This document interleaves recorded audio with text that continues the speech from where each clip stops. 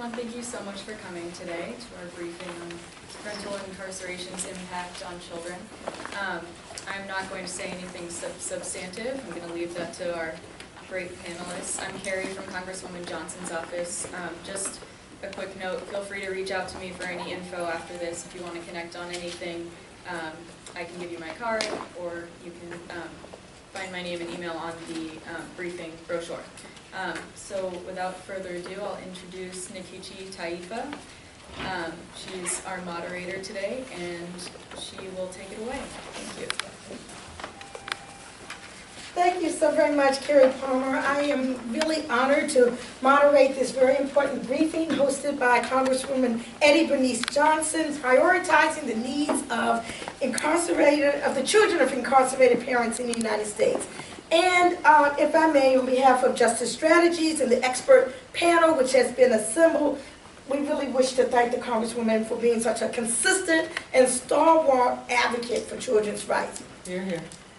When I think about this issue, and I'm speaking personally, if that's okay, for just a moment, it reminds me of the system of enslavement, wherein for decades, African-American families were torn apart as millions of children were sold off from their mothers and fathers, and loved ones were cruelly separated.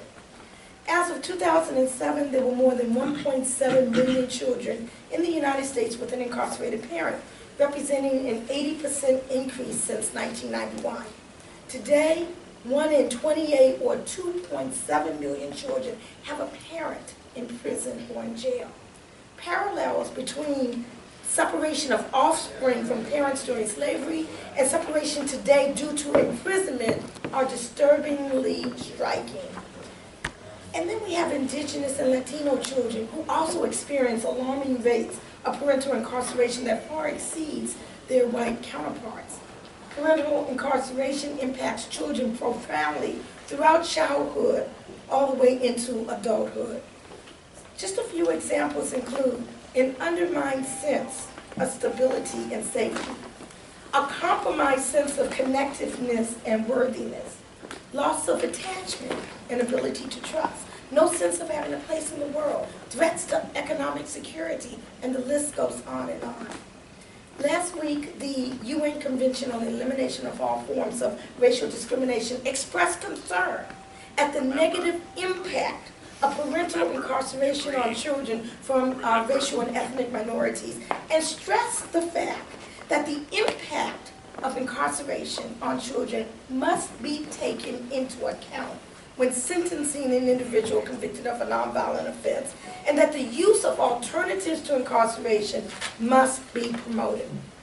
So, without further ado, I'd like to introduce our expert panel this morning who will brief us on this issue dealing with the impact of incarceration on the children of incarcerated parents in the United States, particularly those of parents convicted of nonviolent drug or drug-related offenses.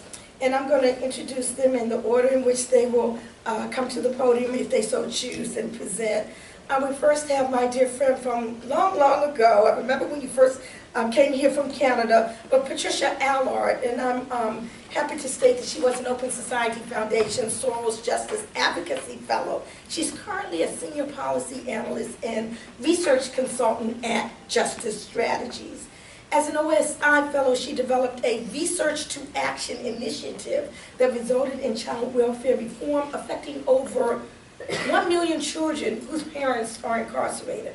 Her research and her advocacy efforts encompass a broad range of topics with a particular focus on the impact of criminal justice policies on low-income women and women of color. She's an attorney, she's consulted with Amnesty International, and worked both out the staff of the Sentencing Project and the Brennan Center for Justice. She's the author of numerous reports. Just Google her name and they'll all come up. Very, very critical analysis dealing with issues of incarceration, and we're glad that she will be presenting. We also have my brother, Glenn Martin, and you know, I see Lamont here in the office, in the audience, and you know, you never know who is sitting next to you and what their history and their background is. You never know think Glenn Martin is a formerly incarcerated person. We're talking about someone who is a national leader and criminal justice reform advocate who spent 6 years in New York State prisons. His current organization, which he recently founded, Justice Leadership USA, prior to founding that, he served several years as vice president of the Fortune Society and co-director of the National Higher Network and Legal Action Center. He is a 2014 Echoing Green Fellow, co-founder of the Education from the Inside Out Coalition, and America's Leaders of Change National Urban Fellow, and a member of the governing boards of the College and Community Fellowship Prisoner Legal Services, New York Foundation, California Partnership for Safe Communities, and VSET Foundation. And Glenn Martin also serves on the New York State Governor's Council on Reentry and Reintegration, congratulations, and the advisory board of the National Network for Safe Communities. So again, we're honored to have you, Glenn, you know, stranger here to Capitol Hill. And we have Pam Clifton, who I just found out is a good friend of one of my colleagues at Open Society. It's great to meet you, Pam. She is CCJRC's communication coordinator. She studies psychology and sociology at the University of Colorado and University of Washington. And she joined the staff at CCJRC in 2005 because of her desire to see drug laws change, parole laws reform, and the warehousing of people in Colorado stopped. She served on the board of directors and advisory board for local nonprofit organizations that work on helping people to successfully transition through the trauma of addiction and mental illness. And you never know it. You just don't know who's sitting next to you. She served 7 years in prison in Colorado for a minor drug conviction, and she successfully completed parole in 2005. Welcome, Pam. Thank you very much for joining this expert panel. And I'm really looking forward to hearing from this young man. I really am.